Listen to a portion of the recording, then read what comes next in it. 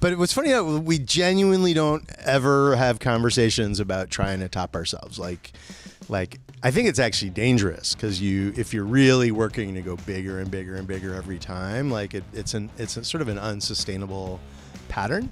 Really, the vast majority, like 80% of the conversation in the room is like, how do we go deeper with the characters, and how do we lead with the characters, and how do we put them through like existential crises and get, reveal even more about who they are. And then it's like, really, if we're breaking an episode in 3 weeks, we really spend the last 2 days of it saying like, oh, okay, well, let's try to fold in some crazy. And some of the crazy is really crazy, but it's really not the main thrust of it is to continue to give these guys, material and evolving characters that they can just like knock out of the park. And I think that's why the show works. I think the shock factor would wear off quick if there wasn't like, I think, real character substance beneath it. And if people didn't love these guys and really felt for their journey, I think, they'd have watched for a little bit and then moved on to something else. Was the first 10 pages of episode 301 a case of you guys folding in the crazy, or was that long planned? There was. That's a really good question. So the first first 15 minutes of episode 1 is by far the craziest thing we've ever done, like by a mile. If I remember correctly, it came in reasonably late because we knew like. It's weird, almost like James Bond opening. It has its own adventure before you start the new one, right? And there was a lot of talk, and not surprisingly, Craig Rosenberg, who brought you such things as Dolphin Through the Windshield and slamming a boat into a whale, he was fighting for that sequence. Because I was like, maybe we find some other one, and he just was like, this is the one. And he was just so passionate about it that, and obviously it was. It turned out so crazy. The hard stuff is figuring out the arcs. The fun stuff is figuring out the exploding bodies. I will say this is I do remember at some point during episode 3 hearing the head of the makeup department talking to one of her girlfriends about ordering more blood. And saying that they had already gone through more blood by episode 3 than they had through the entire season 2. So that just, that lets you, yes. Well, yeah, he's still searching for his identity out there. And no, his number one goal is to get back into the 7, right? I mean, I think, he may or may not be a little disillusioned with his newfound programmed religion, but I think his number one thing is to kind of get back to New York and get back into what he's doing best, which is being the number 2 man fighting crime behind Homelander. But no, it remains to be seen if he gets there. But he's come a long way since being drunk at that water park yelling expletives at children. The sign language questions are going really well.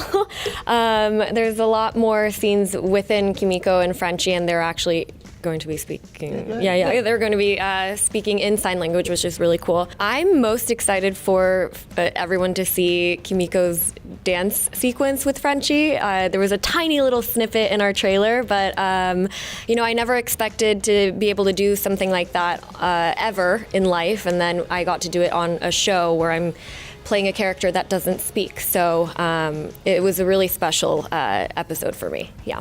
At the end of season 2, we have that moment where A-Train kind of, drops the mic and then runs up out of there. He gets the call that he's getting accepted back into the 7. So things are looking good. His future's looking bright. He no longer has to dull his light and pretend that he is happy to be there, or even so much as. You're banned of the church, man. I don't know what you're thinking. Unbelievable. Look, man, there can only be one. He swindled his way back into the place that he thinks he wants to be. And he was happy to leave the deep behind. Well, at the end of the second season, he obviously made Becca a promise that he was going to look out for Ryan, and Butcher finds himself torn literally between 2 worlds. One of trying to fulfill that promise, and the other one of trying to get justice / revenge for her death and what happened to her. And it's it's that moral inner turmoil battle that he struggles with. And I'm not going to tell you what happens, but Butcher, it's a lot of fun. I called him regarding something completely unrelated, and I think I closed the phone call up with, "Hey Eric, when are you gonna bring me over to the boys and let me kick some ass or do something? Blow a dolphin. I don't know, whatever they're doing over there. Maybe we can help Chase with some water park shit. I don't know." And he said, "That's interesting. Let me think about that." And he got back. That's my Eric Kripke, by the way. Let me think about that. And we had a few more conversations, and that led to this. And so I thought that was very apropos, coming right out of 15 years of a previous Eric Kripke world and diving right into another one. What I didn't really expect was that had happened just before season 2. And so I had season 1, and then after watching season 2 and knowing Kripke the way that I do, I knew that he would just continue to level up. So I got very nervous at that point and was like, "Oh, great, what have I signed on for?" We talked about it and we decided to go full Bill Bixby. Yeah, it's completely Incredible Hulk. It's crazy. Wait till people see it. Great Incredible Hulk moment.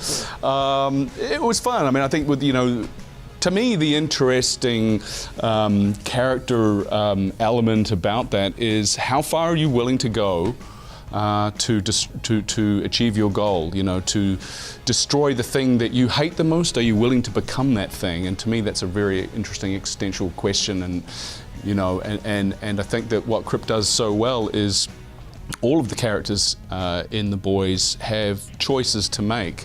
And you make a good choice, you'll get rewarded for it. And you make a bad choice, and then you might get punished for it. So it was actually fun to sort of dip a little toe into that side of The Boys and suit powers and stuff, and sort of experience a little bit of that energy, I guess. But you're not ready for what's coming. It's pretty intense. Yeah, so he's kind of the original superhero in this particular world, and we did get to see kind of a little glimpse into that past. That was really fun to play and to dive into a bit. But obviously, bringing somebody who has experienced that world into the modern age, you can imagine. It was very similar of Grandpa still being around and what he would think of someone like Homelander or someone like Butcher. And so it was really fun to kind of play an old man, so to speak. The beard was tough, though. I got to be honest, the beard was tough.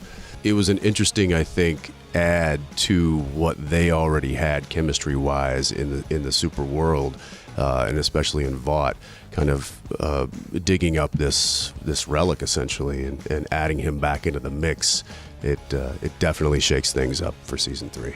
Yeah, I think that's actually an amazing question, because that's probably the story arc of Mother's Milk's journey in season 3 is at the end of season 2, he gets what he wants. He's back home with his family, with his daughter, his wife. Why would he leave that? And he's always conveniently been able to point the finger at Butcher and kind of pass the buck that way. Like, he's been convinced to do something, and I think in this season we're going to see that it's something a lot deeper than that. It's something that he needs more than he's ever revealed before, and it might be, as Butcher mentioned earlier, choices that we all have to make and then live with. How does that affect the character? How does that impact him and everything else that goes along with it? Only on the golf course. I play Jensen and Carl on the golf course. No, I actually I'd love to do scenes with and in the season 3, perhaps there's some run-ins, but it's me and Jack always talk about wanting to have a scene, so no rivalry, but Off camera, I feel like there's this unspoken rivalry, just for like the love of our crew. You know, they're always happy to see us because the stuff with the boys is typically like during the day or like indoors, nicer sets. It's a little more happy. They're like happier to see us. They know when they're doing stuff with the boys, they're like, oh, okay, we're underground.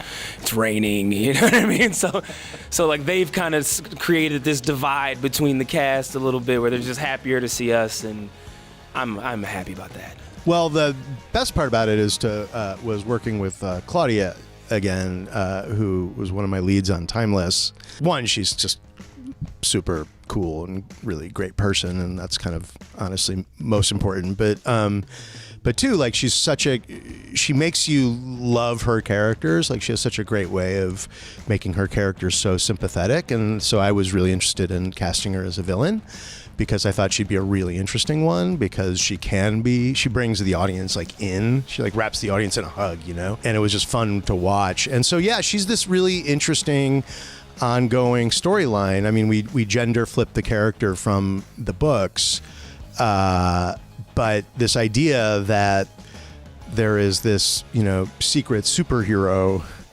who nobody knows is a superhero, you know, kind of like in play.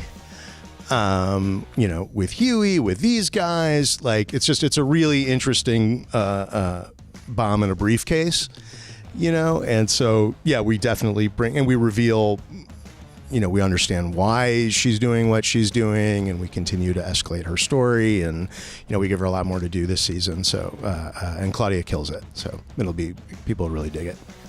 Yeah, I thought the Cameron. Is it Coleman? Coleman. Yeah, I thought that was really interesting what they did, and like sort of to play in that, you know, in the extra world. You know, we've done some extracurricular sort of, like the faux commercials are always fun too. You know, I guess I've gotten to do a couple of those, but like this fake soy sauce commercial is so stupid, but so much fun. I mean, for the deep as well. You know, but yeah, I have a blast with that stuff, and the Cameron Coleman stuff was awesome. It's very creative. It's a nice outlet to, like, you know, even for us watching, it's bonus content that we don't really get to keep up with as much until like it comes out, and then it's like a nice little filler, you know, and it just kind of reminds us that this thing is continuously growing in ways that even we couldn't imagine. Yeah, the extracurricular stuff, like Chase said, is I just assumed that it was going to be a little snippet. You know, not to give anything away, but there's some old footage of Soldier Boy that we see on TV, and doing that, you know, creating that content that we see. We didn't just like shoot, you know, a couple of seconds, which is probably all we'll see. We shot the whole thing. Like we did the entire story. Which is insane to me because it's days of filming, and so I knew when Phil Segricha, who was somebody who I have a long relationship with, he was on Supernatural and now he's on The Boys. I knew when he showed up and he was like, "I got you for the next week." I knew we were going to have a lot of fun, but I was also like, "What are we doing this for?" And he just goes, "Amazon."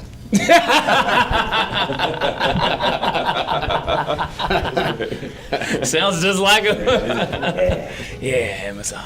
We definitely did it as a dare because from the minute people heard we were making The Boys, people would say over and over again, like, "But you're not going to do Herogasm. I dare you to do Herogasm." So it's like, honestly, part of it was like we were in season 3, we were a hit.